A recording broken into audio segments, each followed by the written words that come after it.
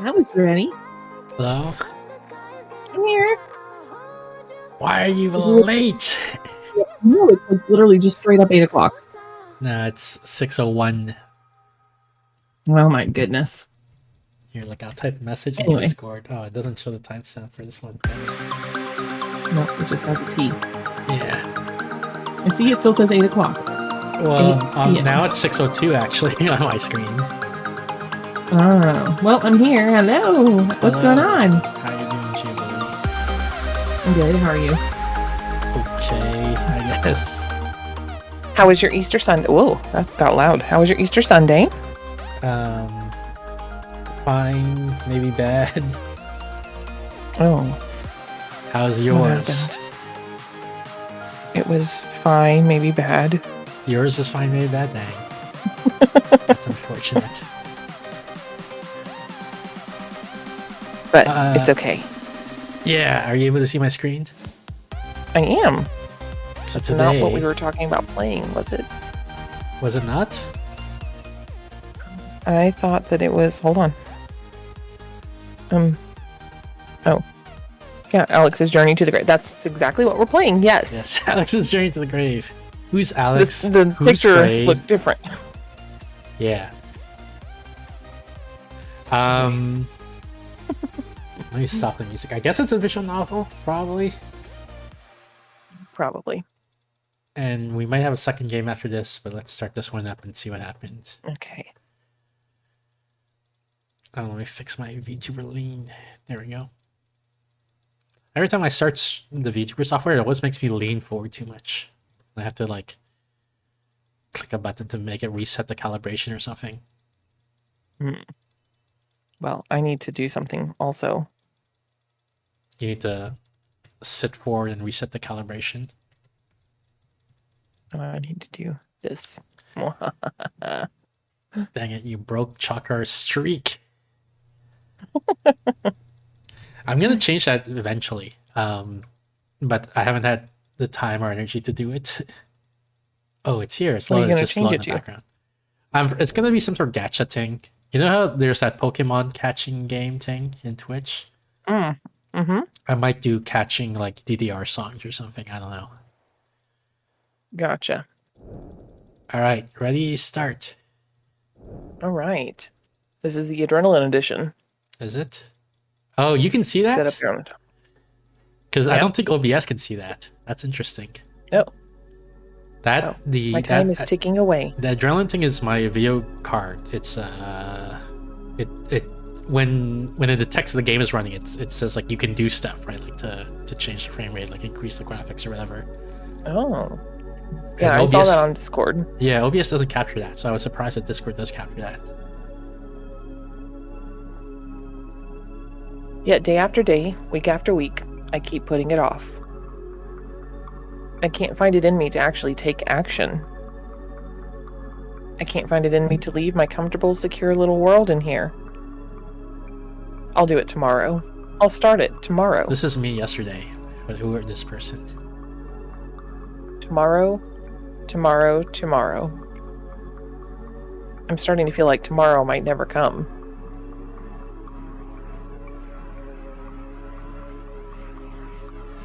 The music is weird. I open my eyes to stare up at the familiar dull ceiling above me, my head pounding away with a familiar dull headache. The ceiling blankly stares back at me, solid and unmoving. Well, I'm glad of that. So I'm awake. I have absolutely no idea what time it is, but I honestly couldn't care less. My mind is filled with turmoil, vague memories of a foreboding, claustrophobic dream, and I want nothing to do with it. Or anything else for that matter, especially the rapidly increasing pain in my skull. The only real desire I have is to put this reality on hold again. In other words, to get back to sleep as soon as physically possible. I screw my eyes shut, trying my hardest to will away reality and embrace my lingering fatigue. It's not working. Oh, this is Alex. This isn't me. So Alex is like a It male could be a guy's voice, name. maybe? It could be a girl's name. Oh, Who knows? Do you want to keep doing Alex, or you want me to do Alex? I didn't want to do the F word, so So you want me to do it? sure, go for it. Ah, fuck. Despite wait, are you the narrator Yeah. still, or what? Yeah, you'll just do the voice. I'll be the narrator. Despite my best efforts, I can't ignore the pain any longer. I reluctantly sit up and reach for the pills on my desk, the icy indoor air biting at my exposed skin. After popping one into my mouth, I quickly pull myself back under the covers again. Mm, The heat of the blankets on my cooled skin reminds me of something like a warm, loving embrace. The medication won't take effect for a while now, but the comforting sensation alone is enough to renew some of my sleepiness. I close my eyes and relax, focusing my mind on it as best I can. The pain and turmoil eventually fade to background noise in the darkness, just quiet enough to finally leave me some peace.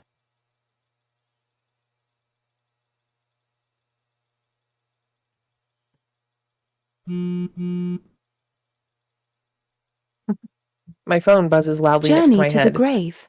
Is this like your life flashes before your eyes before you die? it seems more like you lay in bed for months at a time than trying to fight depression. That's what it seems like so far to me.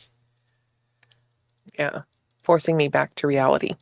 Hey, whoever that was. CTL. Hey, CTL. Groggily, I rub my eyes. Oh, I just somehow I missed it. You redeem Save a Child's Life in real life also. Every time someone does that, we Yeah. donate $5. I only saw the first redeem. We donate $5 to the Against Malaria Foundation, which provides rescue and assist at risk of malaria. So you just Save a Child's Life in real life. Yay! Yeah, I did that right after the other one. I'm not sure how long I slept after waking up the first time, or if I even fell asleep again at all, but the throbbing pain inside my skull has at least subsided a bit. I turn to eye the phone sitting on my desk. I want to ignore it, but I can tell by the vibration that the notification was a text message. I haven't received any for a while now, so I'm a bit curious to see who sent it. Even if there's no way I'll respond. I brave my arms out into the icy cold air again to pick up my phone and check who it is. Oh, It's from my old boss. To my surprise, a wave of disappointment washes over me. I don't understand what I have to be disappointed about. Was I hoping for it to be one of my friends? That even after ghosting them for so long, they'd still try to reach out one last time? You weren't even going to reply to any of them anyway, so why'd you get your hopes up? My disappointment flares up into anger, directed at nobody but myself. Is your ego really that fragile? This is completely self-inflicted. stop. I sit up and take a deep breath, trying my best to hold back the anger rising within me. The turbulence in my chest starts to calm as I close my eyes and focus on breathing. Inhale. Exhale. Only manageable flits of anger remain when I eventually open my eyes again. I finally look back down at my phone and unlock it to read the text. Am I the boss? Hey, Alex. Sure. Just want to check in and make sure you're still doing okay. I'm super curious about what you've been up to, so send some pics my way if you have any. A sharp pang of guilt hits me as I read his words, a harsh reminder of exactly what I've been putting off. I quickly lock my phone and return it to its place on the desk, as if that would help me unsee the message. It's way too fucking cold in here. I soon lie down again myself, stuffing my arms back into the warm depths of my bedding once more. My body warms up again, but my mood remains sour. Okay. It isn't helped by the loud knock on my door just a few moments later. I thought that was here, literally. Hey, Alex, you awake in there? Give me the landlord's number. It's way too fucking cold here, man. There's no fucking way I'm waking up another day in this shit. What a pain in the ass. For a moment, I nearly feel annoyed that I'm not close enough with my roommates to have their numbers in my phone, but I quickly remember all the reasons I'm thankful for it. Yeah, I'm up. Give me a second. My voice comes out hoarse as I raise it to make myself heard through the door. My throat is out of practice. I finally, reluctantly drag myself fully out from under the blankets shielding me, and the cold quickly has me in goosebumps. It really is freezing in here. I was mostly addressing myself, but my roommate loudly pipes back at me through the door anyway. No shit, it's already October now, and that fucker still hasn't turned on the heat. I hastily throw on the clothes left draped over my chair and then grab my phone. I navigate to the landlord's number and my contacts, before cracking open the door and thrusting it toward my roommate. Here, take a picture. He looks a bit startled at the sudden movement, but soon manages to get his phone out and take a picture of the number. Thanks, man. I'll make sure to get the fucking point across this time. Good luck with that. He just mumbles an back at me as he turned away to address his phone, pulling the door shut behind him. Silence finally falls back over my room. I shiver as the cold seeps in through my clothes. Just that little hint of a commotion between the text from my boss and the encounter with my roommate was almost enough for me to feel like I actually had something to do today. But that was it. There was absolutely nothing else left. I'm just stuck in here for good now, alone, hungry, and cold. Even after scarfing down a small meal and crawling back into bed to keep warm, the emptiness inside me doesn't go away. Somehow the idea of getting up and going outside seems further away from me now than it ever has before.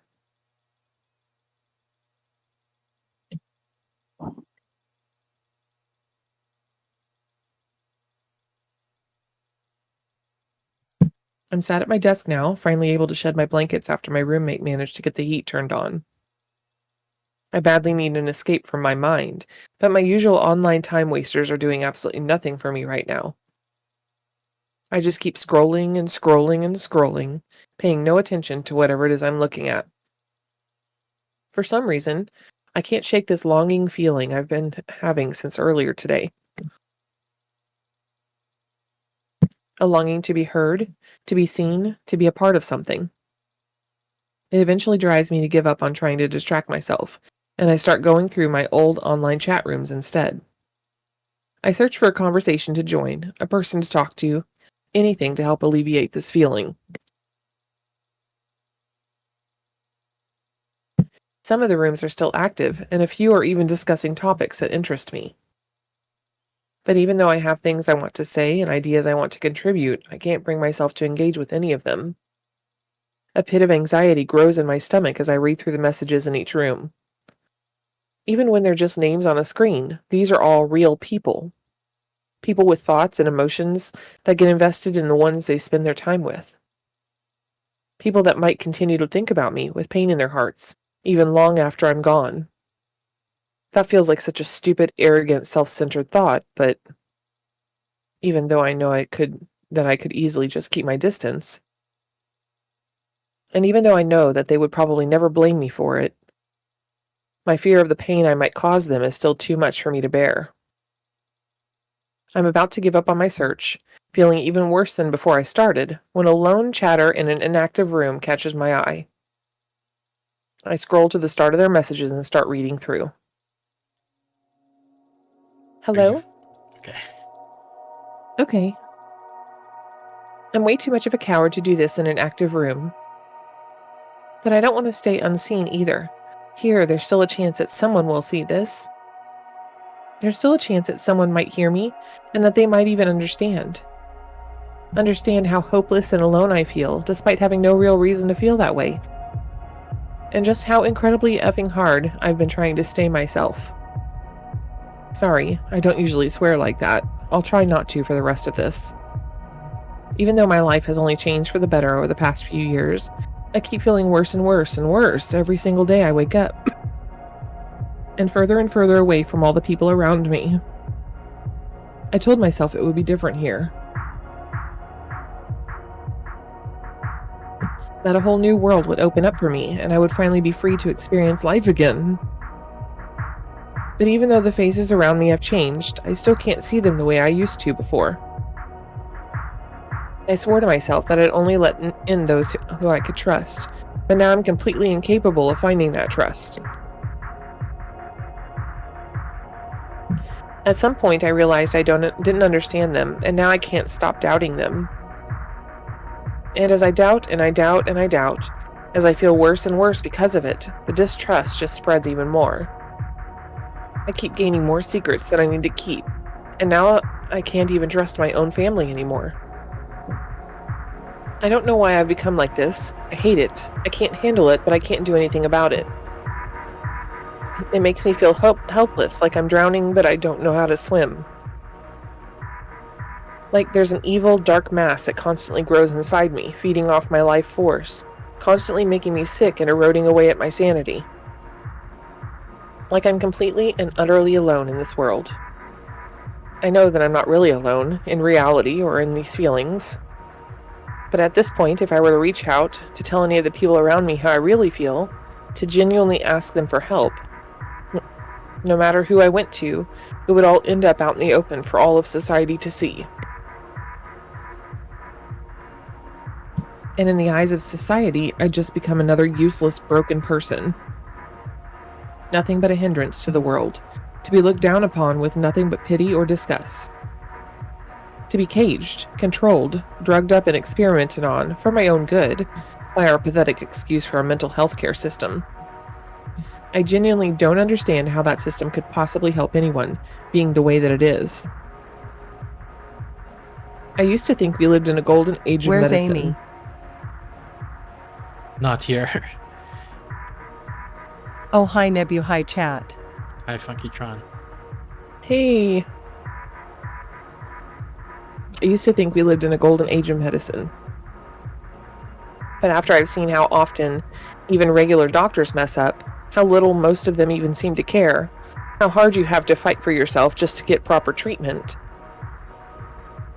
I'm supposed to trust psychologists who seem absolutely clueless in comparison. How am I supposed to fight so hard for myself when I have to lie to them, when I know they could lock me up at any minute just for admitting the truth? They don't even have a clue how the human brain really works. And they don't have a clue how the drugs they prescribe work either. Oh, they affect chemicals in the brain, but how? Shrug, I don't know. The only real way for them to find the right one is through trial and error. And the list of side effects are just horrific. Some anti-anxiety medications list anxiety as a side effect. And they force you to take them. Literally force you. I could go on forever. That whole system must be the thing that scares me the most about the way I feel. The thing that drives me the hardest to keep those feelings locked away within me as tightly as I can, in the deepest depths of my heart. If I really am drowning, then I don't want the lifeguards to notice me. Or maybe they're more like the sharks circling at the scent of blood. Heh, I feel a bit proud of that one. It's not like I'm incapable of feeling positive emotions. In fact, I felt like a pretty positive, outgoing person for most of my life, and I don't think that person ever really went anywhere. But that just makes how lonely I am now even more painful for me. And blood, that's another source of fear. When I'm at my worst, when it truly starts to feel like there's nothing else left to calm me down, cutting is the only thing left that can make me feel sane. Feeling the stinging pain, seeing my blood seep out from within me and trickle down my skin, it makes me feel human again. Like I'm getting a preview of how I should feel. A brief reprieve and a painful reminder of what could have been. It scares me. I could easily get caught. It's self-indulgence of the worst kind. It's completely against my ideals. But I honestly don't know if I could live without it anymore. The longer I try to abstain, the more I need it. The more my skin itches with desire for it. A shiver goes down my spine and all across my skin as I catch up to the most recent message. Flora's typing status flips on and off with uncertainty as I sit in a daze, trying to come to terms with what I just read. Their exact situation is different, but everything they wrote about the way they feel, it all reminds me of myself. The version of me who nearly ran out of hope 4 years ago, The thought fills me with an overwhelming sense of duty, washing away any anxiety I had left about sending a message of my own. Nobody else in the world is seeing this right now. Nobody else is listening. I need to be the one that was there for them, just like the one who was there for me. I finally break my silence. Am I reading this or are you? This is you. Flora. Their typing status stopped dead in its tracks, but a few seconds later, I receive a single character message back. Exclamation point? Understand. You're right. You aren't the only one who feels this way. And it's okay that you do. I pause for a moment to see if Flora will type a response, but the typing status never reappears. I really hope I didn't scare them away. I'm not a professional or anything. I have no real confidence in my ability to help. But I can relate to Flora, and that might be enough to relieve some of the loneliness they're feeling right now. I know how hopeless it feels. The crushing dark emptiness, the lack of humanity that comes with being as lonely as you are now. I even know that feeling of pain and seeing blood can help alleviate it, at least temporarily. Because it worked for me too. But I also know that it's not the only thing that does. Can I tell you a story? This might end up turning into incomprehensible ramble. I really hope I don't sound condescending. I really hope Flora is still there. Okay. Yes. Okay, When I was younger, I lived in a house full of people who wanted nothing to do with each other. I went to a school full of people who wanted nothing to do with me. None of my human interactions contained any trace of love. Great recipe for loneliness, right? Well, I didn't realize that at the time. I thought living that way was fairly normal. I had no good way to deal with it for a very long time. I broke down often, always full of anger and rage for the world that I didn't know where to direct. Until I directed it at myself with the edge of a knife, like I'd seen and heard others doing before. At first it helped me to calm down, like I'm sure it does for you, but it lost its potency over time. I had to cut more and more just to get the same kind of relief. More cuts, more often, with more depth and more blood. And then one day, it just didn't work anymore. No matter what I tried, no matter what I did to myself, the pain and anger inside of me just wouldn't go away. It tore my mind until I couldn't think straight anymore, until the only thought I had left was to escape. So I tried to escape. I went out into the night, started making my way up to the top of a nearby cliff. But I didn't end up finishing the journey alone. As I made my way up, I was joined by a cat. A very friendly cat. I stopped to give her one little pet at the bottom, and without me knowing, she followed me all the way to the top. She surprised me as I stood on the edge right before the end, and started doing that stupid little cat slink around my legs and rubbing herself all over me. Thanks to her, I'm still here. I spent the night up there giving her all the cuddles in the world. At some point, she came to rest on top of my chest, and I laid back to look up at the sky. Beautiful moonless, starlit sky. And I felt human. After that, I'd go and visit her on top of the cliff every time I felt like I was going to break down. Her unconditional love and affection gave me enough small doses of humanity to stop cutting entirely. I eventually had to move away from the area, but I was finally able to make some friends in my new home. I think I told the story well, but I'm filled with anxiety. Flora never interjected a single time throughout the entire thing. Was this really what they needed to hear? Was it too long? Too personal? Does it even relate to them at all? I have no idea. What even was the moral of the story? That they should go find a cat to pet? Should I follow it up with some kind of advice then? Is that too much? Actually, there is one thing they mentioned that I really do think I should address. If I had to give some kind of advice, it would be to look for a source of humanity other than cutting. If you do have people that care about you, even if you can't trust them enough to tell them everything, you can probably still ask them for help. You don't have to reveal all your deepest secrets just to feel their love. Just ask them for a hug, for some time together, whatever it is that you need. They'll probably be happy to oblige. I really hope that I'm right, that Flora still has people that truly care about them. That they still have someone who'd gladly give them a hug. Nebu. Nebu. Nebu. Nebu. Nebu. Hi. Hi, Tabitha. Otherwise, I'm just blundering, just being a condescending idiot and making it even worse. I would know that better than anyone. My heart beats with renewed anxiety when Flora's typing status finally pops back up. I'm choking up right now. When you came in, I felt like I'd been caught doing something horrible, even though I thought I was prepared for it. But I really liked your story. Thank you so much for sharing it with me. I really feel a lot better right now after hearing it. As for your advice, I think it was something that I really needed to hear. I've been growing further and further away from my parents ever since I started trying to hide this from them. But now, after hearing your story, it seems so obvious that I should have been doing the exact opposite this entire time, even if I don't come clean with them. I'm going to ask them for some hugs as soon as I can. Thank you again, Tombstone, honestly. It feels like I might just be thinking this because I want it to be true. But I really do feel like I have a new path to follow now. I feel like a massive weight has been lifted off my chest at Flora's response. I really did it. I really helped. I was the one who was there for someone. My life might have just had at least a little bit of meaning after all. Glad I could help.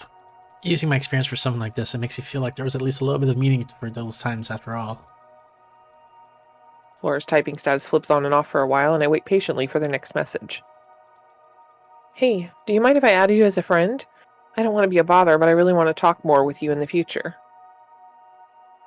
You're the first person to ever relate to me like this. I'm sorry. I feel like I shouldn't have asked, but also like I'd regret it forever if I didn't.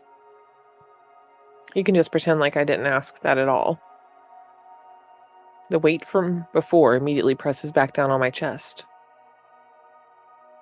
I made a mistake by sticking around this long already. There's no way I can do more than this. I can't become a person for them to rely on.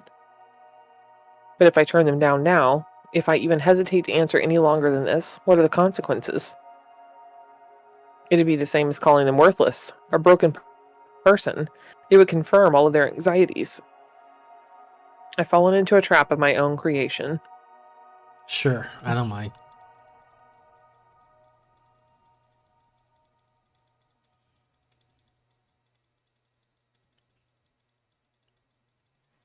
Also, hi, Jubilee. Hey, how's it going?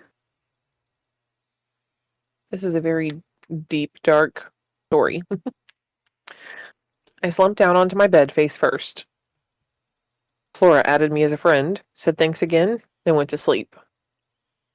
I checked her profile. Now that we're friends, I can see that she's a girl about the same age as me, and even lives in the same city as me. The inactive chat room we were in is a local one for our area, after all. Even though it's not in my profile, she probably already assumes that I live here too. Even though I'm so scared of the risks, I want to talk to her more. I want to be there for her if she needs me again. I want to feel like my life has some kind of meaning again. I can do this without getting too close to her, without becoming her friend, right?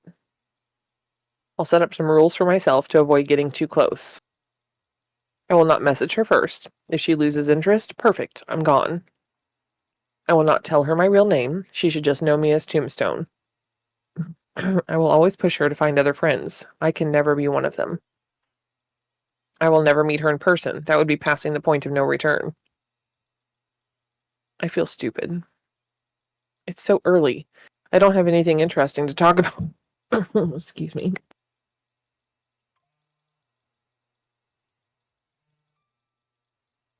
I don't have anything interesting to talk about beyond sharing my experience with her. There's no way we'd ever get close enough for any of this to become a problem. That's like a foreboding sentence.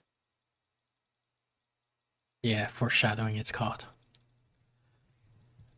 Another day of classes, another day is the girl who's always alone. Oh, so we're both Oh, girls. now we're Flora. Oh, you think this is Flora? I thought this was still Alex, but revealing that we're a girl. Oh, maybe. It's just been another day of the same, but thanks to the conversation I had yesterday, I'm still feeling a lot better than usual today. Could be Flora. And I want to keep it that way. We could be, I don't know. Today Yeah, I'm it seems gonna like get it's some Flora. hugs. After getting home early, I break my usual habit of heading straight upstairs to my room and look for my parents instead. They'd usually still be at work around this time, but just my luck, they both took the day off for some appointments today.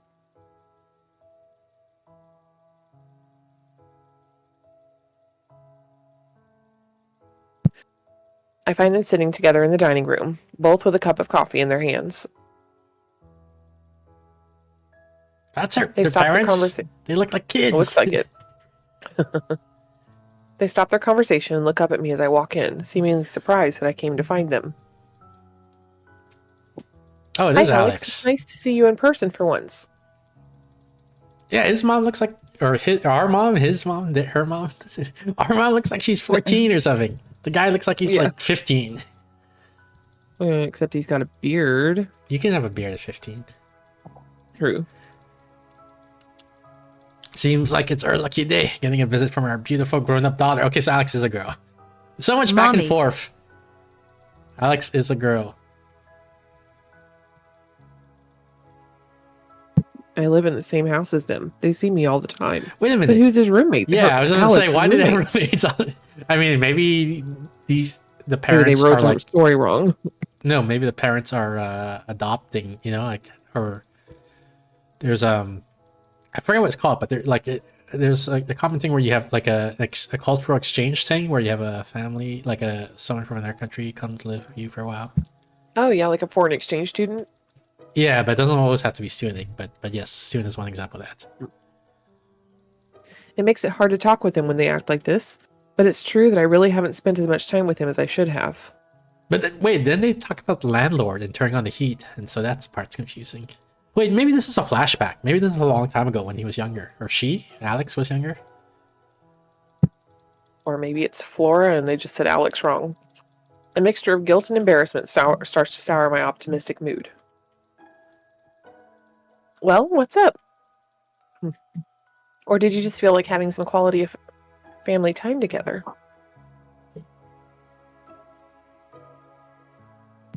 I'm so sorry. I've been having allergy attacks for the last week, and You want me to I'm read having it? problems with. You want me to Yep. be the No. narrator? Hold on. Just let me get a drink. All right.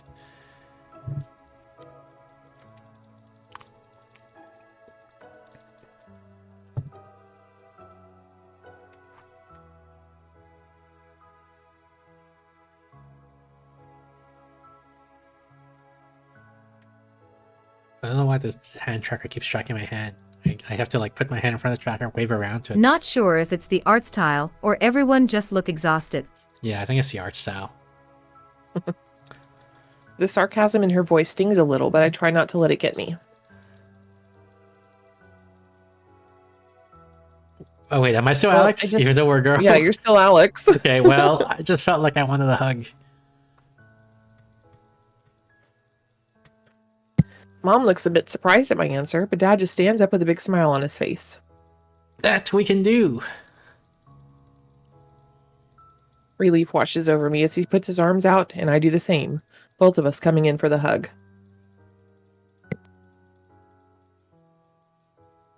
I close my eyes as his body completely enshrouds mine.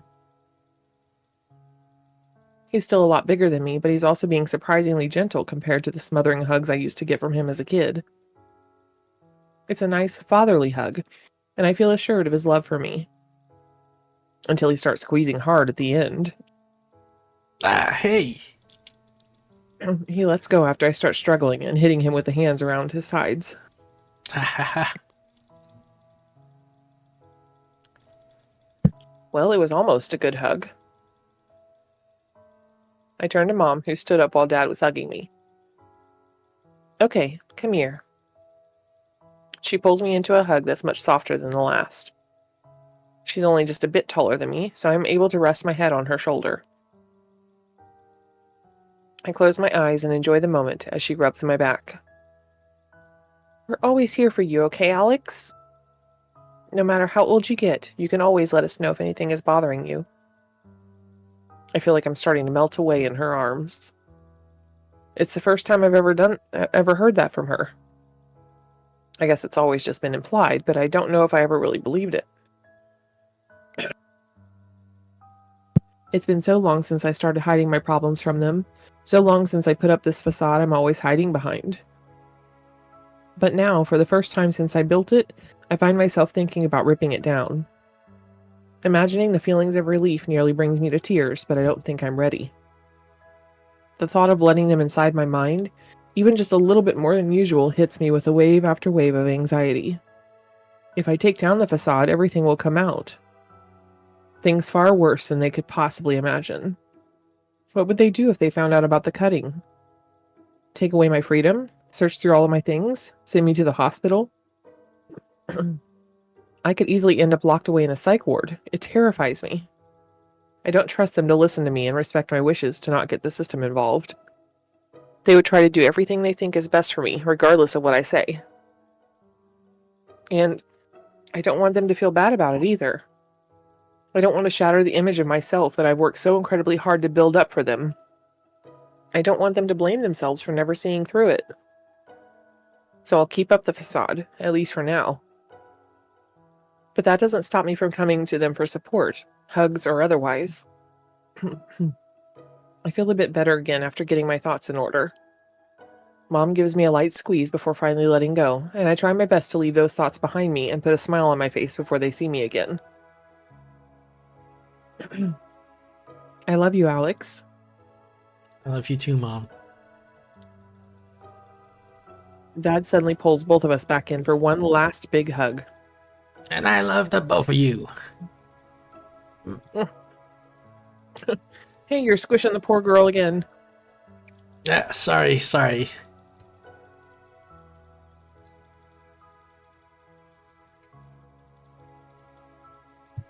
After our long group hug, excuse me.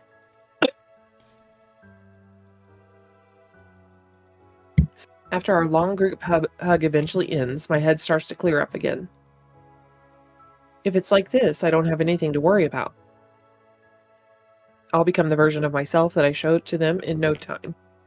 Thanks for the hugs. That really hit the spot. Come ask for them more often. I'll be ready. Only if you promise not to squeeze so hard. Alright. Even if it's the fun part, I won't squeeze as hard next time. The room falls silent as the moment seems to finish running its natural course. I make sure to come up with a reason to leave before my parents can start a new conversation. Alright, I have a ton of homework I have to get started on now. Alright then, but don't work too hard. Come down and eat dinner with us later. It'll be ready at the usual time. Okay, I will.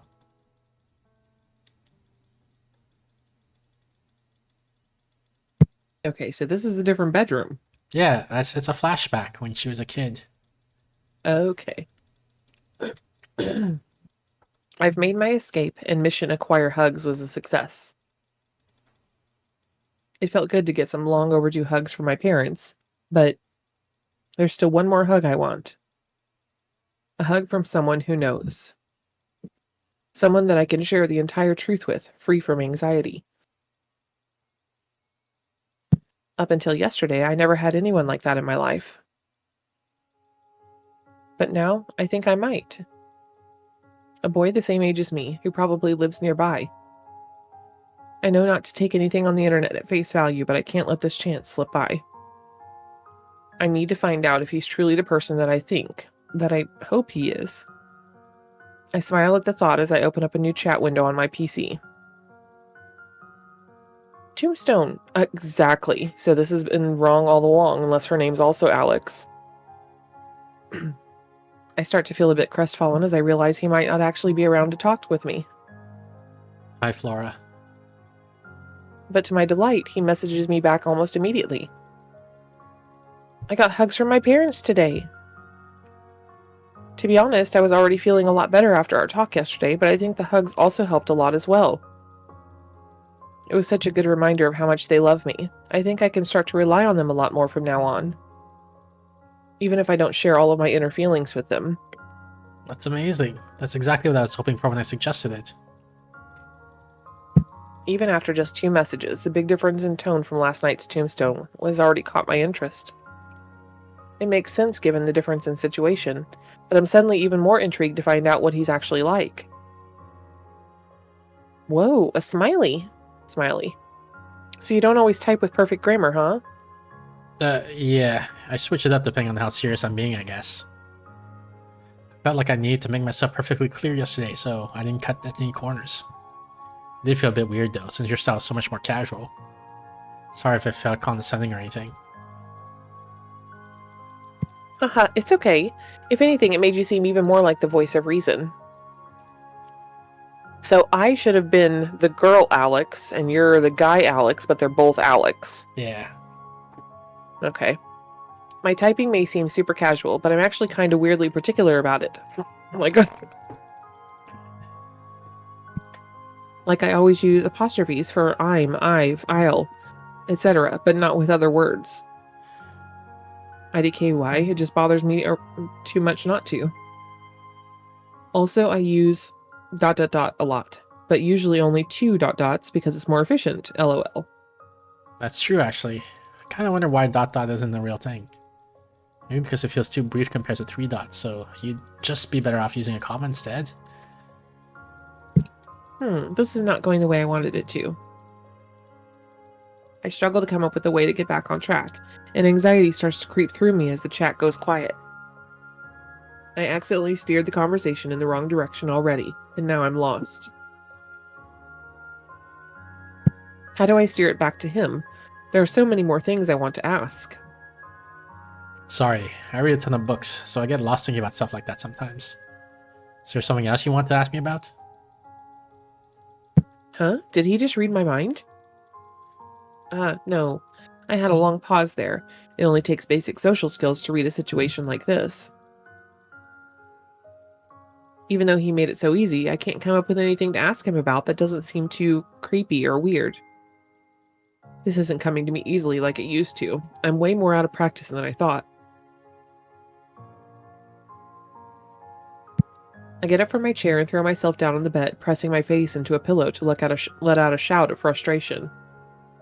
I just don't know. I don't know how to ask him anything. Even though I used to be so good at making friends. I hug the pillow tightly and roll onto my side to watch the computer screen, unmoving as it is. Is it because I've never really done it online before? Or is it just because it's been so long? Crap. It's already been ages since the last message. I better at least say something. I get up and sit back down at the computer, surprised to find Tombstone typing again. Guess you had to go AFK for a sec. But something cute for when you get back. I found a pic of a cat from back then. Of the cat from back then. Look at her. Aww. I can't help but smile at the sight of the cat's wise, smug little face, and the tension built up inside of me immediately starts to relax. And Tombstone, whether intentionally or not, he's given the all clear for me to take some time to think. I lean back to take advantage of that time, and the rest of my frustrations melts away when I eventually realize something. I had already dropped my social defenses from the beginning with Tombstone, so why did I bother putting them back up? He already knows my deepest secrets, so what is there to be afraid of? All I have to do is be true to myself, like I've always wanted to be. I put my hands back on the keyboard with purpose. She's so cute! Thanks for finding this. Yes. Also, sorry. To be honest with you, I've actually been here the entire time. Tombstone's typing status pops up, but quickly disappears again as I continue typing myself. I got really worked up about trying to say the right thing here. But I realized now I was being a bit silly. I think I might have just gotten too used to always hiding how I feel when I talk to people, always needing to figure out what emotions I'm supposed to be having. So I wanted to ask you things while somehow hiding the fact that I wanted to learn more about you, that I want to get closer to you. My cheeks flush hot red as I realize what I just typed. I mean, that I want to become your friend. Not that something more would be completely impossible, though. I shouldn't have added that. Even with the conclusion I came to earlier, I can't help but start to feel nervous now. I wait with bated breath for Tombstone's reply, his typing status flickering. Oh, come on. Saying it like that is cheating. You almost made my heart skip a beat there. I can feel my face start to warm up again, not helped by another long pause before Tombstone finally sends his next message. Let's start a game then, to make it easier to ask each other things. We're playing Truth or Dare. Oh no. How about we each get one question per day that the other person has to answer? What? Just one question per day? Yeah, but how about the game only ends when we both miss a day? So I have to talk to each other at least a little bit every day, and it won't ever feel awkward to send the first message. That's a good idea. I feel almost giddy with excitement as I think about it. He came up with an idea like this all on his own. I'm really not a bother after all. And I'll get to talk to him every day, as long as I keep it up. Okay, I'm in. But what happens if only one of us misses a day? I guess I just have to answer 2 questions the next day. The whole thing is just in a good faith anyway, so not much else we can do if one of us decides to stop messaging. Fair enough. I still have a question for today, though, right? Yeah, go ahead and ask away. I was like, that was your one question. You just That was asked the it. question. Wait. Yeah. No! Actually, there is one more thing. Oh, okay. I won't tell you my real name unless we ever happen to meet in person. The surprise extra rule stings me a little, so there's still a barrier between us after all. But it's one that I think I can easily knock down in the future, so I try not to dwell on it. In fact, it makes deciding my question quite a lot easier. Okay. In that case, do you live in the same city as me? The one that the chat room was for? Wow, straight to doxing me, huh? But yeah, I do. Rules are rules. Yes, I knew it. Play it cool. My question feels a bit wasted now. That chat room made it too obvious. Okay, I'll ask something I have no idea the answer to then. Do you have any pets? If so, send pics. What? We can add a stipulation like that? Yeah, I guess, but it can be optional. Like, if you do have pets, you can just say yes and not give pics if you want. And no, I'm not sending you a picture of my house. Lol.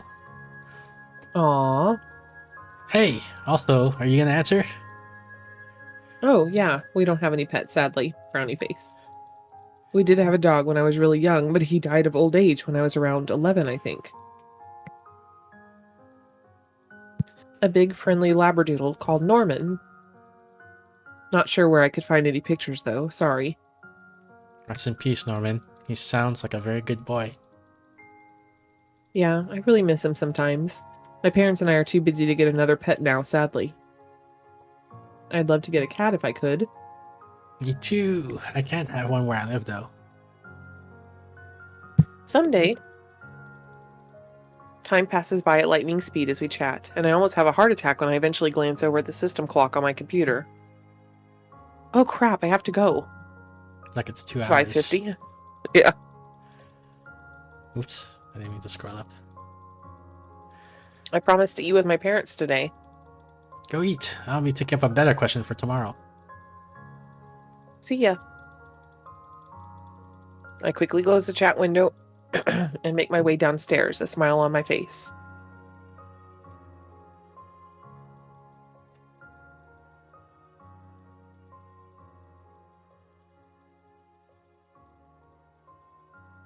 Our little question game has quickly become a new daily tradition for the both of us. Okay, for today's question, what do you do for a living? Ugh, I see we've already figured out how to make the questions as broad as possible. I worked for a bookstore up until recently, but right now I'm just living off my savings and looking for something new. Ah. With an answer like that, I need so many follow-up questions. Maybe it isn't actually the best idea to make the questions so broad. My strategy might not work so well either then. I also didn't really think about needing follow-up questions.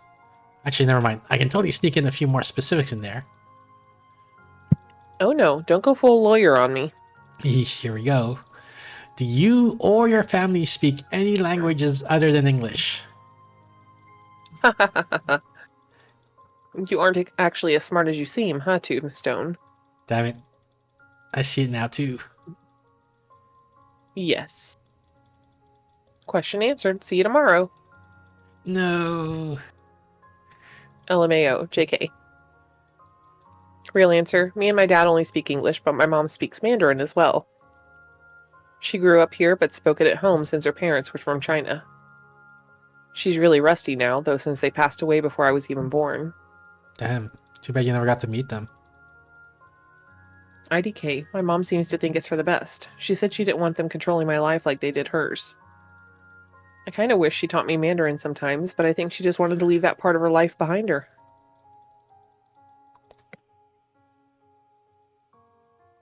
Today we'll remember to avoid yes-no questions, right? Yep, I learned my lesson yesterday, lol.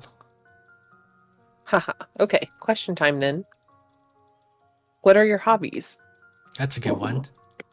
I think reading has always been my biggest hobby, especially when I worked at the bookstore and I could just basically read all day. I really love getting lost in stories and other worlds. So a lot of my other hobbies are kind of similar, I guess. Just nerdier and harder to talk about with most people. Like anime, manga, video games, etc. Yes. Whoa, is it that exciting? Yeah. It means you're like me. And I never had anyone to talk about that stuff with before. Really? Even with people online? Yeah, honestly, I never really figured out how to make friends online. It's super weird as a girl sometimes, and I don't really want to fake being a guy just to talk about anime. Yeah, that's fair. But hey, we can talk about as much as you want to now. Yes, I definitely need your thoughts on some things. But ask your question for the day first. Okay, I'm just gonna throw this one back at you then. What other hobbies you have? Ah, it had to happen eventually, I guess. Other than anime and stuff, I guess art is the main one. My mom is a super good artist as well, so I spent a lot of time drawing and painting with her as a kid. I grew out of that after a while, but after getting into weeb stuff, it was only a matter of time before I started using it to draw anime characters instead. Of course, lol. Jeez. Even though I've already opened up to you, and we've just figured out that we both like anime, I still feel a bit anxious whenever I mention it. Hey, that's normal. We have to get over the same thing with people IRL. It's just what happens when you Sweating spend profusely. so long and trying to hide something to fit in. I shouldn't feel that way with you, though. It's only been 3 days since we met. It'll definitely feel more natural time. Hey, ask your question first today.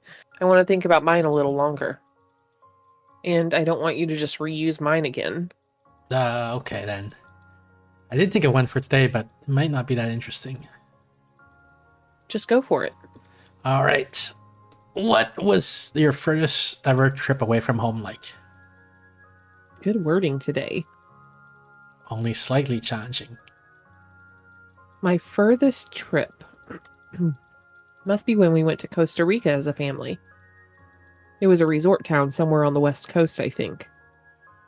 I was only around 11 or 12, just remember having fun getting bowled over by big waves and eating a ton of free ice cream from the resort. That sounds like a lot of fun anyway. Sorry I don't have much more to share.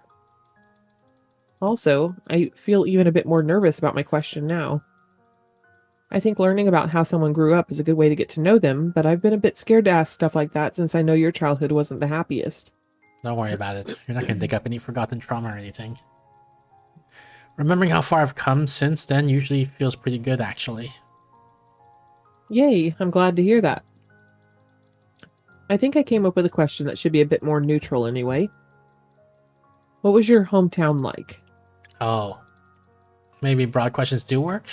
I have so much I need to answer for this one. Yes. The town itself is beautiful. It's an old mining boom town, so a lot of the houses were constructed all haphazardly around winding roads in the outskirts. The whole thing is nestled in the big valley in the foothills, so you can get super amazing views from all the sides. The people there are all the disappointing part. Even though the place was big enough to become a city at one point, they all act like they live in the middle of nowhere, redneck feel. Makes sense though, since the mining industry there died off while I was in middle school and most of the residents became dirt poor overnight. Anyone with a brain left as soon as they could, so the people left over there were not exactly the best and brightest.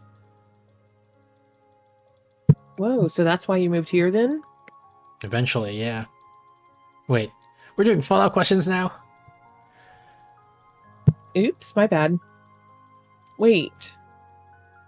Shouldn't follow-ups be allowed but just optional to answer? The rules are just that we have one question the other one has to answer each day, right? You answered my questions about anime yesterday too. Okay, yeah, you're right. I guess it's hard to have a conversation with only one question per day anyway. Yay. So what did you mean by eventually then? As long as you still want to answer? Well, basically, my mom didn't have much for a brain. She wasn't a minor, so she thought she'd keep her job just fine. She also wasn't smart enough to save up any money. When she realized she was going to lose her job anyway, our house had already lost all its value and we were basically trapped there. I worked at the gas station and somehow managed to keep my job, so since I was under 18, she started stealing the wages from my bank account. What? You would have helped out if she just asked though, right? Probably not. I hated her.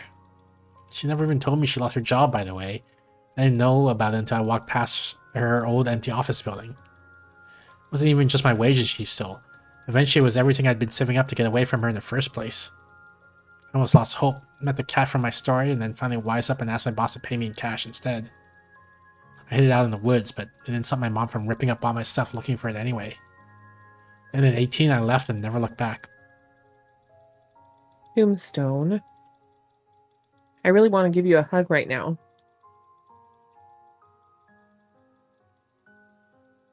As days pass and our understanding of each other grows, the questions we ask grow bolder as well. It's too freaking cold for October. Winter is December. No, not here it isn't. Maybe your answer today can help warm me up a little, at least. Oh no, how spicy is this question gonna be? I think I finally built up the courage to ask something I've wanted to ask for a while now. Uh-oh. It's hard to word this as not a yes-no question. Okay, I think I got it actually. What has your love life been like? Jeez, you're expecting a heartwarming answer to that? Or even any answer at all? These conversations are actually scary to me. How come, Tebetai? Why is it so scary to you? Oh, come on. You're like... No, I can't say that actually. Hey. But surely you've been in love before. No, what were you gonna say? So that's your question for the day, is it? Sure. Well then, I was going to say that you're one of the sweetest and most emotionally aware people I've ever met. So I asked about your love life because I thought you might describe how someone special to you made you feel. And I thought maybe hearing it from you could help me learn to feel that way too. Ah, you can't say stuff this cute. Hey, I was just answering the question. Now you answer yours. Okay, I'll answer properly. Sorry, left caps on. Okay, truthfully, I have had a girlfriend before, but we were only together for about a month. Really? What happened? Well, my biggest mistake was just not getting to know her first. For a guy, it seems like the obvious choice to accept right away if a pretty girl wants to go out with you, right? Yeah, I can see that being the case. So yeah, pretty girl asked me out, I accepted, and it turned out her personality didn't match mine at all. Did she died? She wasn't really interested in getting to know me or anything I enjoyed. She just wanted me to party with her, pay for her, and pleasure her.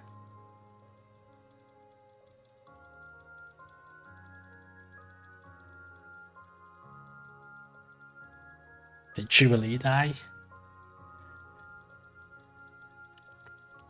Oh, look, I can hover over these to see timestamps on them. Tebetai, why were the questions scary for you? Hold on just a second. While we wait for Jubilee to come back. Tell us.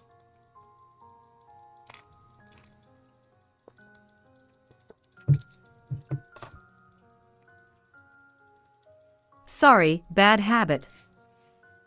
What does that mean? That doesn't answer my question at all.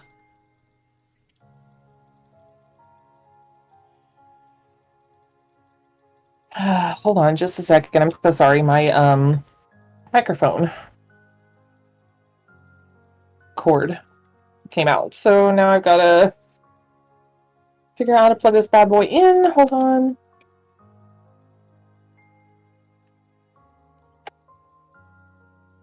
Oh.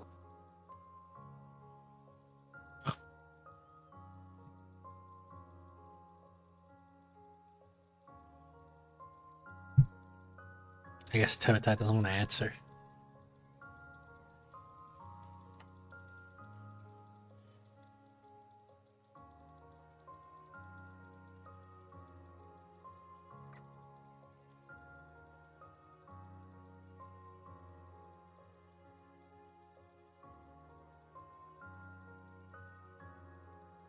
Can you hear me still? It's kind of fuzzy. Can you hear me okay? It's better, but still not great. Okay, how about now? It's about the same. What happened? I think you just need to talk for longer. Like, give a sentence. Okay. Can you hear me okay now? Because Yeah. Yes. Okay. Okay, hold on just. Okay. Sounds like the right girl for some guys I know, but yeah, it does not sound like the one for you. How'd you even meet a Tebit girl is like that? stressed. It was through mutual friends. I think she probably complained about her last ex to them, and they suggested me as the opposite type. She complained a lot about guys like him for cheating all the time. That was probably her biggest reason for trying to find someone different. Yeah, that sounds about right for her type of guy, lol. So you were a quiet bookstore guy that would never abandon her? A desperate, beaten down bookstore nerd that would treat her like a queen and fill all of her whims is more like it. I think she just thought having sex with a guy like that would be more than enough to keep him happy to serve her. That he didn't go partying and drinking all the time just because he didn't have a girl like her to do it with. Hey, if I know anything about girls like that, it's that she at least did find you attractive.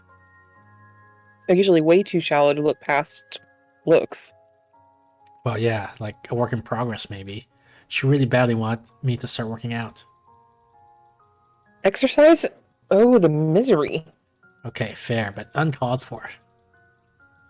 Sorry, I actually don't exercise much either. So girlfriend was a bust, but surely you've had at least a crush before. Someone you felt a special connection with from afar? I think I did a long time ago, like in middle school probably. There were definitely girls that I thought were cute, but it was so long ago I'm not sure whether it was just physical attraction or something more emotional as well. Sorry, I guess I don't really have any love experiences to share with you after all. Well, hey. At least we're on the same boat together.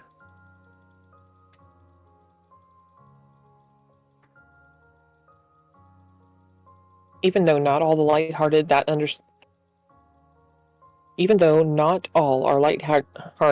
understanding only grows further with each question.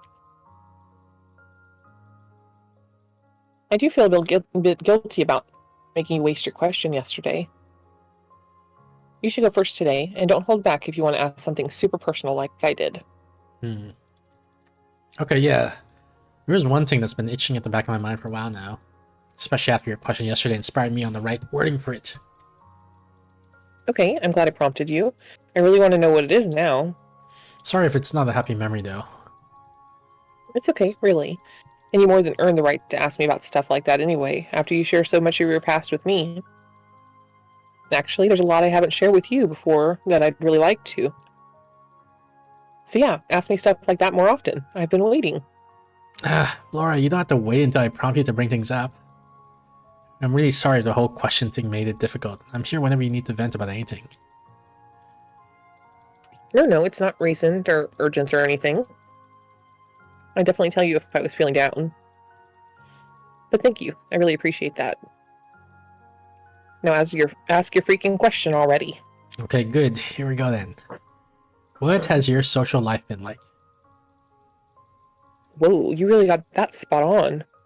I just copied your homework from yesterday. Yeah, but still, it covers everything so perfectly, I'm not even sure where to start. You basically want to know how I ended up still lonely, right? Yeah, you got me. You just seem so cheerful and been so easy to talk to all this time. I feel like there has to be some story behind it that I haven't heard yet. And some reason that you still have trouble making friends.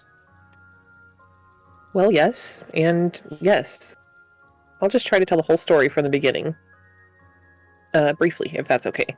Yeah, however is comfortable for you. Thanks.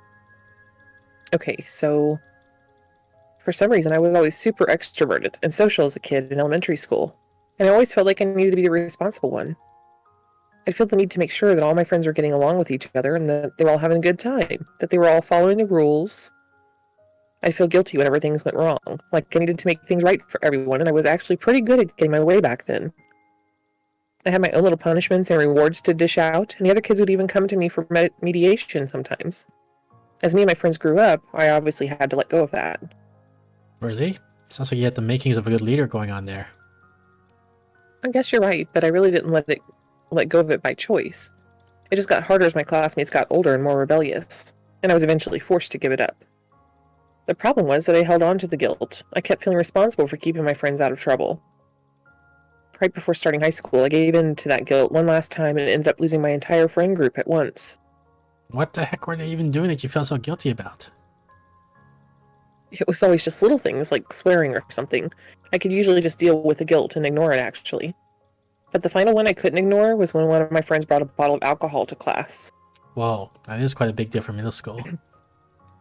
Yeah, I guess. Doesn't change the fact that I lost all my friends over it, though. Anyway, I didn't know how to handle my sudden, complete loneliness as a brand new high school student. I spent all day, every day, just thinking about how my life would be different if I just managed to let go of my guilt. So when older girls showed some interest in me, I was all in.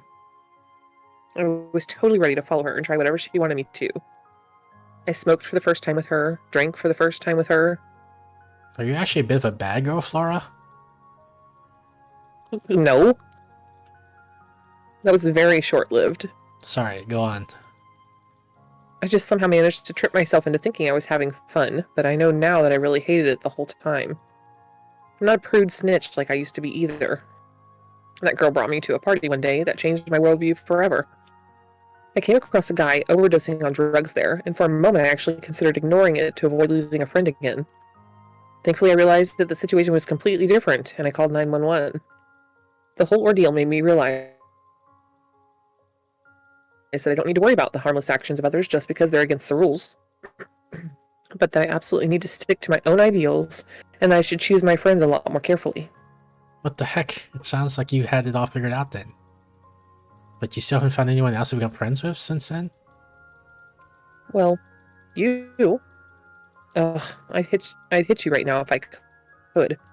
Everyone in my high school hated me for years after that. And yeah, I'm no good at making online friends like you. I've never had any practice at it. It's way too scary not being able to read their faces. Sorry, that came out a lot meaner than I meant it to. I guess I'll forgive you. You're lucky I think so highly of you. Hey, I only said it because I think so highly of you. You figured out the online thing just fine with me, by the way. Because of how we met, I guess I just never had that fear with you. Although in the beginning I was definitely scared of messing up our conversation and scaring you off somehow. Anyway, I want to finish this story. It's pretty much exactly what I was venting about when we first met, but I was trying to keep it vague back then. Yeah, I kind of get the gist already, but keep going.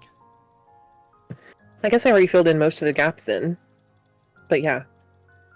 I spent the rest of my time in high school alone, just waiting for the day I could go to uni instead. How did they met actually? She basically, she posted in a chat room. I don't know if she was talking about suicide. She's talking about cutting herself at least. And he happened to just be there, and then he was like, "Don't do it." Like, I've been there too.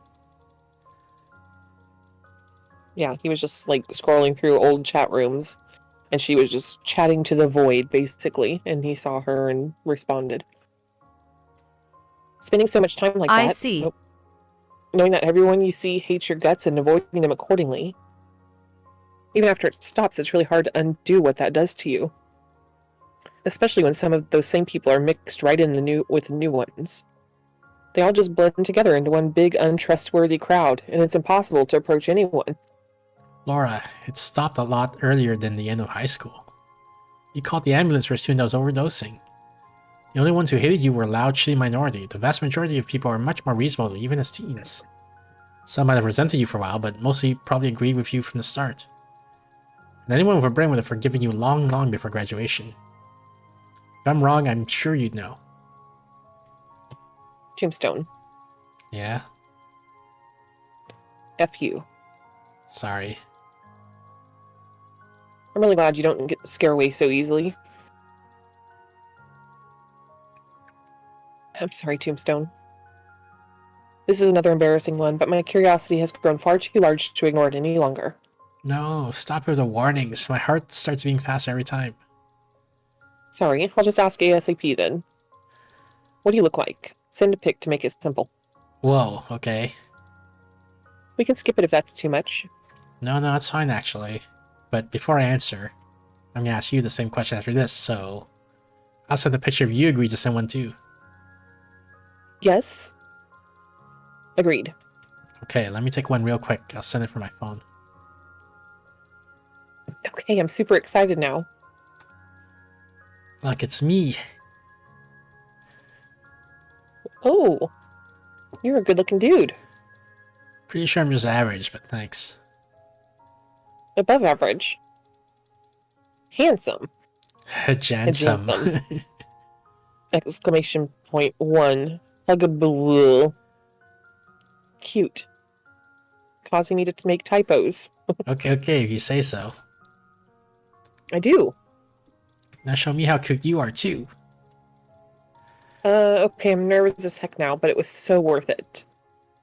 I also say I'm just average at best, so don't be too disappointed. No chances.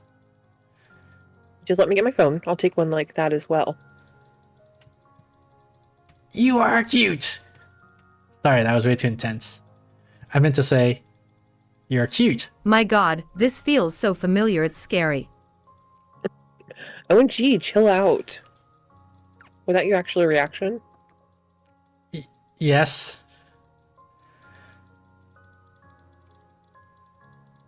In the end, it seems like our meeting was inevitable after all. Tombstone, Hi, Flora. I can't take it anymore. What's wrong? I just really need to hug you. What? Don't scare me like that. Sorry, but I'm serious about this. Wait, like, for real? Yes, I'm actually serious. So shush, stop typing for a second. I want to explain a bit. I've come to realize that to me, a hug is like a way of directly sharing emotions with people. And the stress of negative emotions that you can share can be dissipated with positive emotions from the other person. When I hug my parents, I can't share all my negative emotions, I even have to put in effort to hide them. They still give me positive emotions, like love and affection, so it still helps. But they can't target the negative emotions I hide with anything specific, like sympathy or reassurance, so they just fester inside me like they always have. I think if I hugged you, someone I've already shared all those emotions with and have no reason to hide from, it would feel a lot better. Sorry, I have no clue if that made any sense. Just answer my question for the day. Will you meet up with me in real life? Yes. Yes! Jeez, I really want to hug now too. I haven't had enough in my life to get what you're talking about, but you definitely sold me on the idea of it. Oh geez, stop. It just makes me want to hug you even more when you say stuff like that. Okay, let's set it up then. My question for one day, for the day, will be, when and where can we meet? Ah, yes. Tomorrow, if you're free in the afternoon. Whoa, okay, that's soon. Should work though. Can you get to the university somehow? Yeah, I have a car. And it's not that far away anyway. Let's meet on campus since my classes are over then. I'll show you where when I'm there tomorrow morning. I'm gonna hug the crap out of you. I'm scared.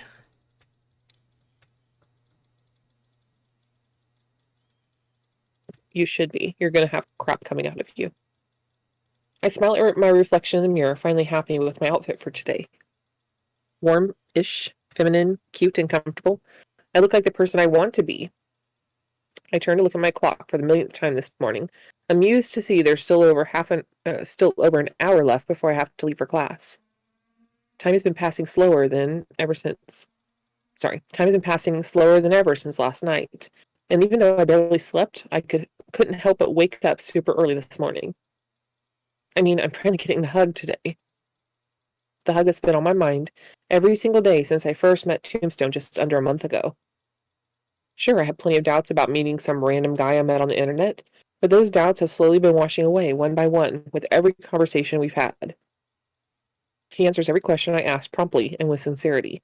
He's just so genuine. His life's so mundane, and I can't even begin to think he's been lying about any of it.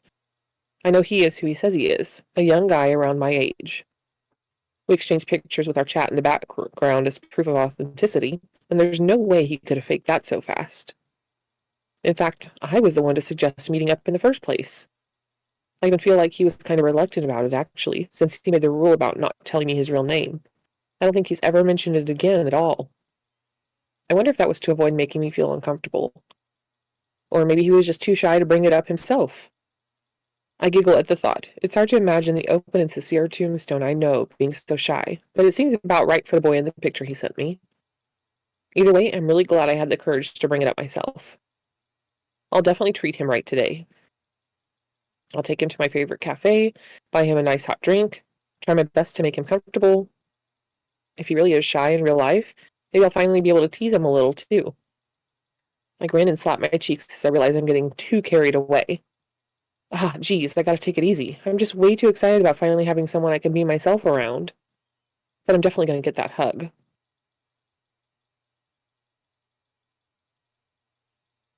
I think now's a good stopping point, right? If you say so.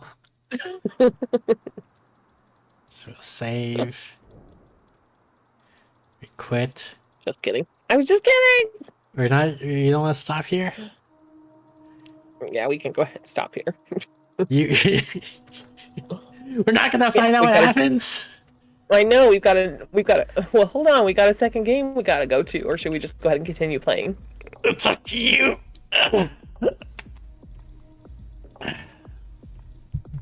If we start the second game, though, do you have like another hour on you? Because we kind of went a little bit over time on this one. We have got a little bit over time. Let's go ahead and keep on going. It's almost to the end, I'm sure. I don't think it's. Well, maybe. Wait. How do I to return? Maybe here we go. Load.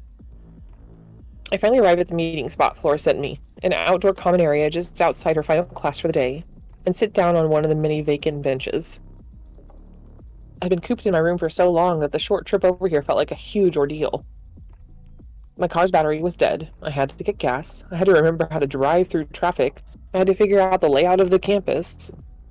And even after all that, I still got here half an hour early. My sense of time is truly effed up. I haven't even met Flora yet, and I already feel wiped out. It's pathetic, but this is the busiest day I've had in probably months at this point. It doesn't help that the whole time I've been dragging myself through all the motions to get here, closer and closer to the moment I meet her. The tight knot of anxiety in my chest has only been growing tighter. I'm pathetic, using a girl that feels indebted to me, like a painkiller, a temporary distraction from my fate, just to inevitably drag her down with me in the end. But at this point, I know I'd feel even worse if I cut her off. If I left her alone again, confused and betrayed, wondering what she did wrong, wondering why she wasn't good enough. I think back to the rules I tried to set for myself after the first time I talked to her. That girl has messaged me first every single day since we met. I never broke that rule even once, but she never noticed. She really must be that happy to talk with me every day. The one about friends, though, I totally broke it. We're definitely friends now, and I never once pushed for her to find other friends after she told me how that went for her in the past. And the other two rules I'm breaking right now, I'm meeting up with her, and I'm going to tell her my name. I've already broken 3 out of the 4 rules. I've already messed up. The damage is already done. I have to take responsibility and tell her everything today. I've agonized over it for so long that I'm completely sure there's no better way out. But the sense of relief I feel when I think about it terrifies me. I can't resist Flora, can I? She's cute, kind, caring, and shares a ton of my interests. She's so genuine I can't help but feel like she's the only real human being on Earth. Even before, I've never had a friend that I could be so open with, or a friend who would be so open with me. She's become the one and only source of fresh air in my life, and she even wants to meet up with me just to give me a hug. So aren't I just kidding myself that this is for the best?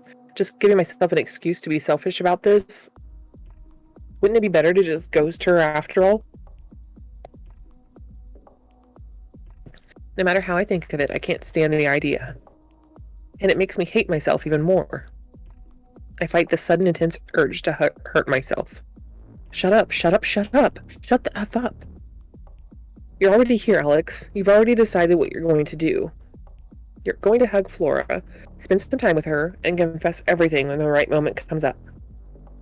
Then you're going to accept the outcome, whatever it is, and try your absolute best to make her happy, whatever that means you have to do. The guilt doesn't really go away, but my renewed conviction calms me down a bit. A sharp gust of wind easily cuts through my thin sweater, sending a shiver across my body. It seemed adequate for the cool autumn air earlier, but it's not nearly enough now that I've stopped moving. I guess sitting and stewing in my thoughts out in the cold for so long is just part of my punishment for becoming such a useless shut-in. Tombstone! I suddenly hear a name that I recognize from a voice that I don't, and confusion washes away my thoughts. You're early! Reality finally kicks in as I looked up to see a very happy-looking girl running at me from a group of students leaving their class. I stand up to greet her, but before I can even say a word, she's already upon me. And I'm being hugged. She pulls herself in tight, burying her face in my chest as she latches on, and her sudden embrace nearly takes my breath away. My mind's suddenly a super mess. It takes a few seconds before I remember to wrap my own arms around her as well.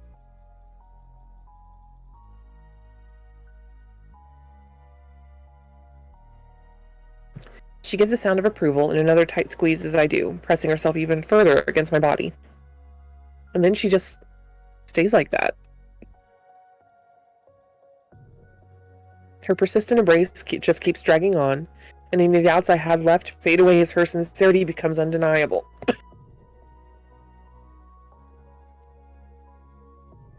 I start to notice all the pleasant sensations I'm experiencing instead, and they quickly move to the forefront of my mind. Her arms wrapped snugly around my back, her comforting body heat mixing with mine, her fragrant hair tickling at my neck, her warm breath blowing through my shirt, her soft chest pressed against my ribs. I've never felt so close to someone before, so completely and utterly accepted like this. It's always felt like something that I wasn't allowed to have. Something that no one would ever truly be able to trust me with. My previous experiences cemented that thought in my mind, and my current situation made me give it up on it entirely. But this girl just is not letting go. We met for the first time in person mere seconds ago, and she already trusts me enough to embrace me like this. It's starting to feel like I'm going to melt away in her arms. I try to let go and create a natural end to the hug, but she just squeezes even more tightly than before, giving me no choice but to wrap my arms back around her once again. This is not just acceptance or trust, it's longing. I'm what Flora longs for. I've never felt anything like that before. I don't even know how to describe it. I think I'm about to start crying. Okay. She finally lets go and steps back, revealing her beautiful smiling face. My appetite is sated, for now. The cold air bites at my body where hers warmed mine, and I feel like I've forgotten how to breathe. I'm stunned. It's hard to believe that this is the same lonely girl I met in an empty chat room just under a month ago. I rack my mind for something, anything to say before the moment drags on for too long. You're shorter than I thought you'd be. A look of playful offense flashes across her face as I wince in regret, but somehow her smile doesn't go anywhere. And you're taller. I feel like I was hugging a tree. She's so cute, I just want to hug her again. But despite the incredibly intimate hug we just shared, I can still feel the usual physical barrier between strangers around her. My mind remains just as blank as before as I grasp for the words to reply, and the awkward moment of silence I was trying to avoid soon hangs over us. I avert my gaze from hers. It's so much harder to do this in person. Flora's eyes catch mine again as I look back over at her, and to my dismay, her smile seems to widen. You are so much easier to read in person. She quickly leads us on before having a chance to respond, exaggerating a shiver as the cold starts to tickle at her exposed shoulders. Brr. Come on, let's go. I'll treat you to something warm. The barrier I just imagined between us shatters before my eyes as she reaches her hand for mine, pulling me by the wrist until I'm walking alongside her. She lets go once our paces match, leaving me a bit closer to her than I feel like I should be, and looking over at me with a grin. My heart starts to race again. I can't help but wonder if I'm not really cut out for this. Sorry if I'm a bit awkward right now. I'm honestly way more nervous than I thought I'd be. My plea for mercy elicits another giggle from the girl encroaching on my personal space. Don't worry, it's way more fun this way. It's nice having the upper hand for once. Geez, she's really enjoying this. Flora takes me to a bright, trendy cafe right on the edge of campus, nodding her head with satisfaction as she leads me inside.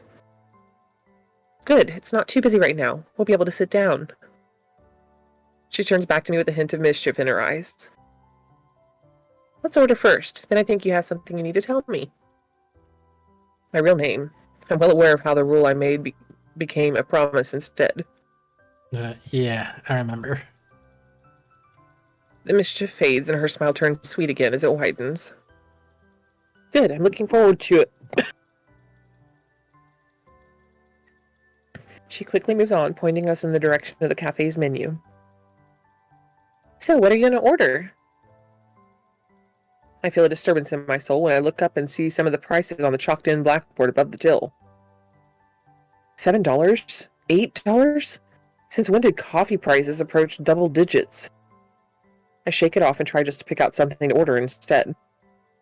The cafe basics on the menu are familiar, but I quickly get lost as I read down the list. I've at least heard of a macchiato before, but what the hell is an affogato? A piccolo latte? A ristretto? As if to neatly cap off my confusion, the final item on the menu is simply called magic. Maybe I should just get a cup of tea. Flora laughs at me as she pulled me into the line to order. I'm treating you as a thank you today, okay? So make sure to get something nice. I try to fight a smile growing across my face as I realize she really can just see right through me. Okay. I look back up at the menu, but the expensive drinks are still just as much a mystery to me. I have to turn to Flora for help after all, and the amusement on her face is clear as she expectantly waits for me to speak up. Sorry, I don't have a clue what most of these drinks are. I'm not really a big fan of coffee. What can I order that isn't too bitter? Her smile reaches critical mass as I fall for the bait. Hot chocolate! I can't help but crack up along with her as she laughs out loud at her success. Oh, come on. No, I'm serious. It's actually really nice here. They make it with real chocolate and milk. It's great. Oh, that actually does sound good. The powder and the hot water stuff is always a disappointment. I glance back at the menu to look for the hot chocolate, wincing when I see the price next to it. Real chocolate and milk, huh? I guess that's why it costs as much as a latte. But hey, at least it counts as something nice. Okay, I'm getting a hot chocolate then. What are you gonna get? Flora opens her mouth to say something, but quickly sprouts an uncontrollable grin as she stops herself. What? She turns away, hiding her face with a hand, as she tries to stop herself from laughing again. Hey, what's so funny? Nothing, it's just... She can't keep a straight face, and immediately has to stifle more giggles in her hand. She eventually turns back to me after regaining most of her composure for good. Sorry, I just realized I should probably stop teasing you, and that was really funny to me for some reason. I was gonna say I'm a big girl and not scared of coffee like you, but that was way too mean. I give her a light chop on the head. Yeah, right after you told me to get a hot chocolate. And I don't even mind coffee that much. I just want something that wasn't so bitter. Getting defensive now, are we? Okay, now she's just asking for it. I bring my hand up to the height of my face and make a show of lowering it down to her head. Big girl, huh? What's such a big girl doing all the way down here? The mischievous grin on her face just seems to grow even wider, so I start ruffling her hair. Hey, stop it. Sorry, I'm sorry. Next, please. The sound of the cashier calling out to us snaps me back to reality, and I hastily take my hand off Laura's head as I look up. The cashier is watching us with a slight grin of amusement on her face, the empty space between us and the till embarrassingly large. I feel myself flush a warm red as we start to walk the walk of shame over to her, and a glance around the cafe confirms my sudden suspicion that some of the patrons are staring as well. What can I get for you two today? I try to pretend like the ceiling is the most interesting thing I've ever seen. I want to hide behind Flora, but the big girl isn't nearly big enough for that. We'll just get a vanilla chai latte and a hot chocolate, both with regular milk. Thankfully, she seems mostly unfazed, ordering for both of us without a problem.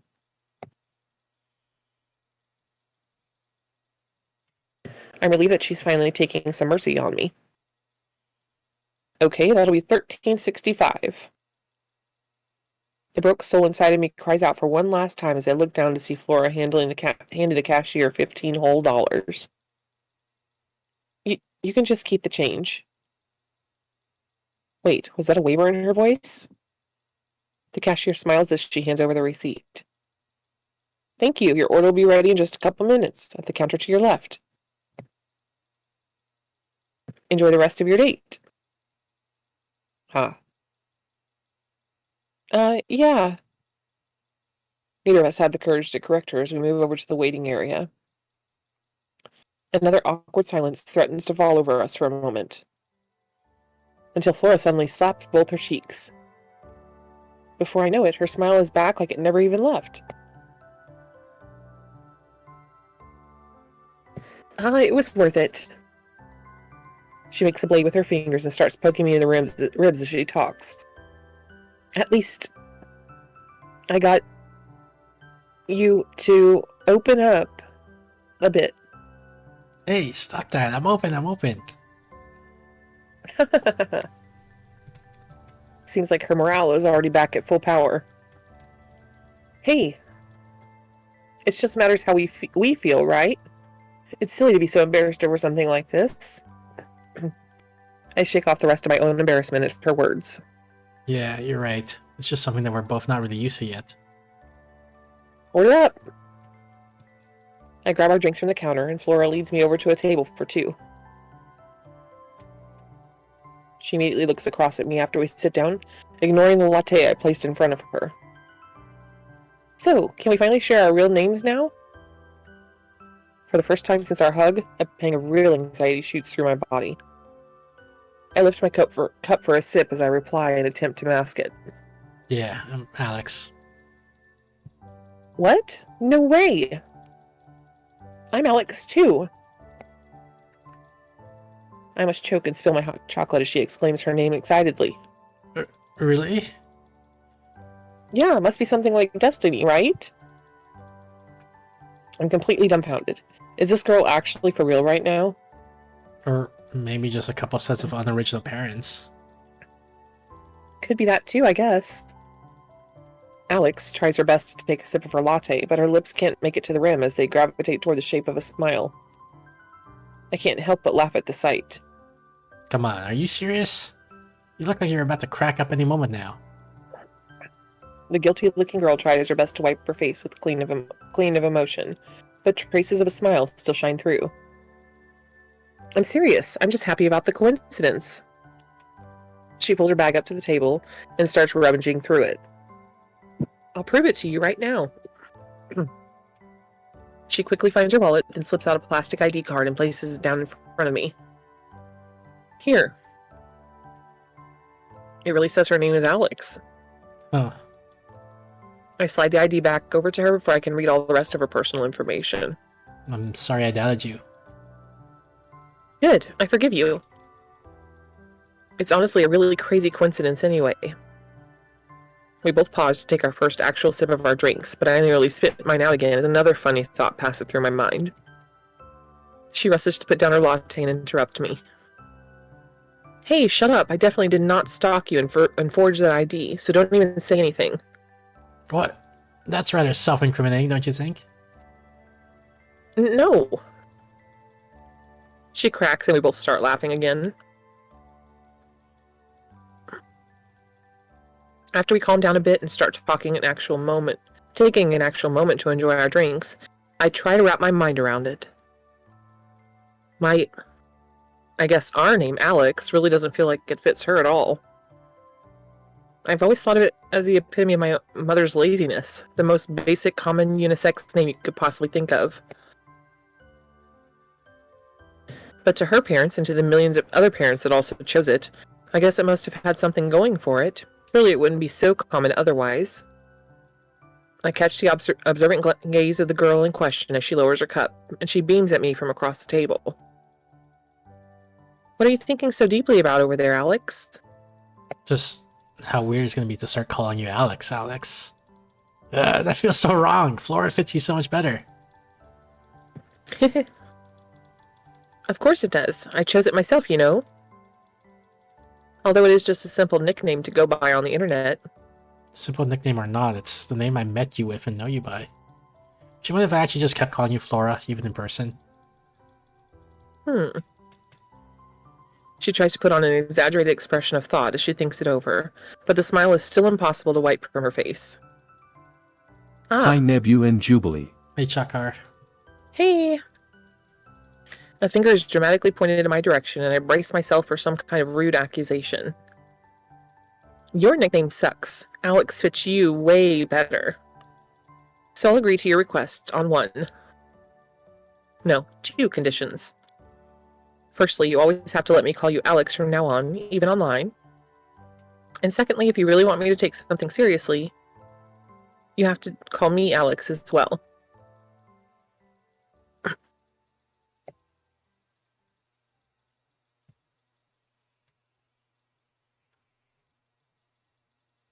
The rest of my time with Flora passed by at lightning speed, and we ended up chatting away until the cafe closed down for the day.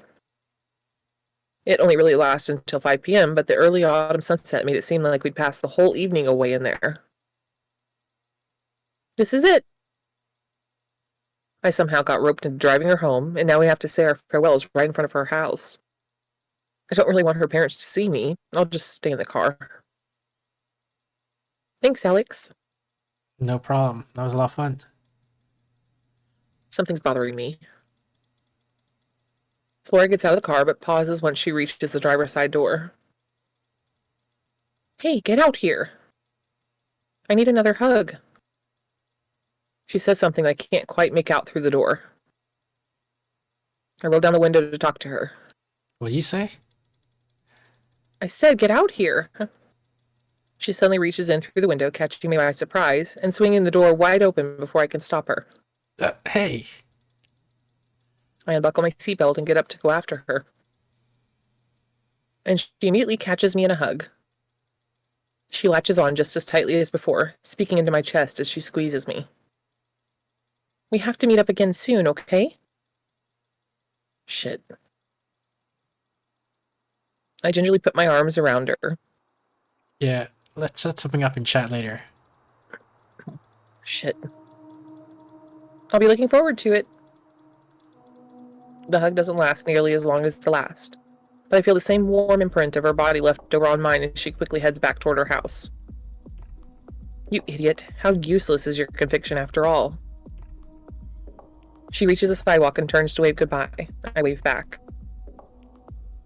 Stop her. She reaches the side of her house and stops to open the gate. It shuts behind her. Say something. I get the back door to her house swing open. You still have time. Slam. A sharp pain pierces my chest as the door slams shut. The world around me changes completely as I'm left alone once again. I'm such a stupid, selfish bastard. I didn't tell her the one thing, the only thing that I absolutely needed to make sure she knew.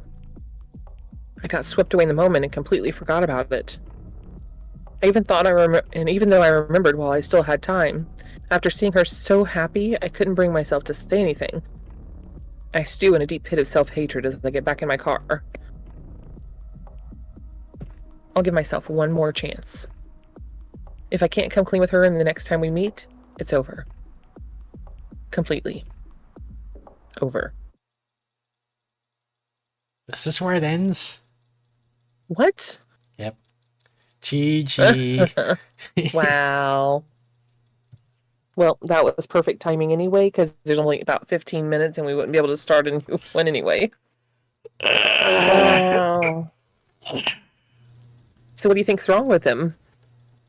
I don't know. Maybe he's gonna kill himself. Oh. I was thinking he had something like terminal cancer or something like that. Yeah, basically same thing. Yeah, kind of. Except one is like, you know, he wants to do it himself, and the other one is like, he can't stop it. You know. Anyways. Okay. Well, thank you for that lovely storyline that now I'll probably be thinking on forever and ever. Amen. And sorry that I had to keep on putting myself on mute. Nibupo GG, Nibupo GG, Nibupo GG, Nibupo GG, Nibupo GG. Thank you, Chakar. Like, this is the cat that they were talking about, I guess. That's the cat. Alex's journey to the grave. Yeah, you guys, and also Jubilee too, you didn't buy the full game to find out what happens in Act 2 to 6. Yeah. It's not like it's really a game, it's just a storyline. Yeah, perfect for... I was thinking you're going to be able to type in something. Perfect for your reading streams, Jubilee. Right? Exactly. Oops. But I don't know when I'm going to start those back up. Doing ending screen, there we go. Alright, see you later, Jubilee. Thanks for Have a good night. stopping by. Thanks, Good Nebu. night. What a cute kitty. Bye.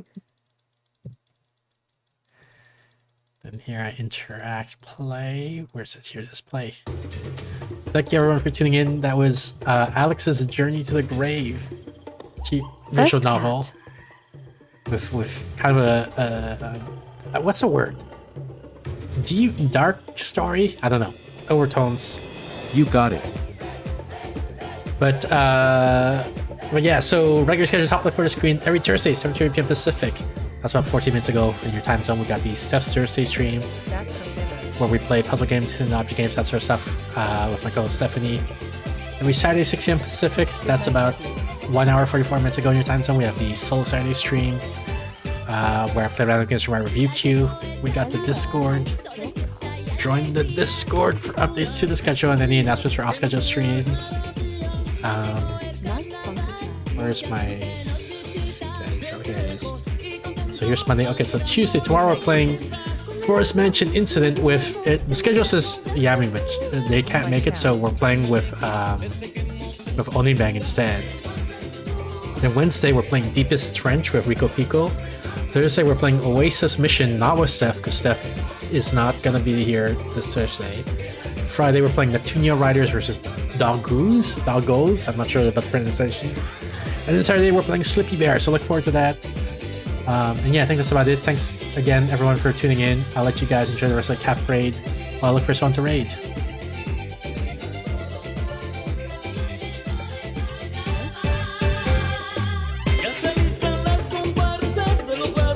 Why no, Steph?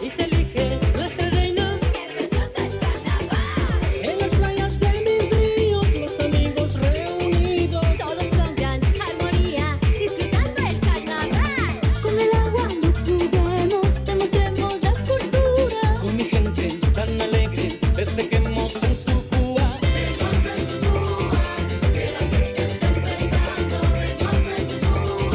Poor Steph.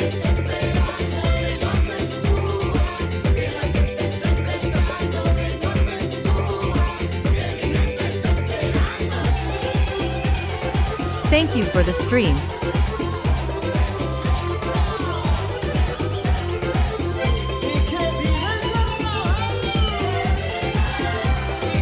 Thanks for hanging out at Tabitha_Tilzane.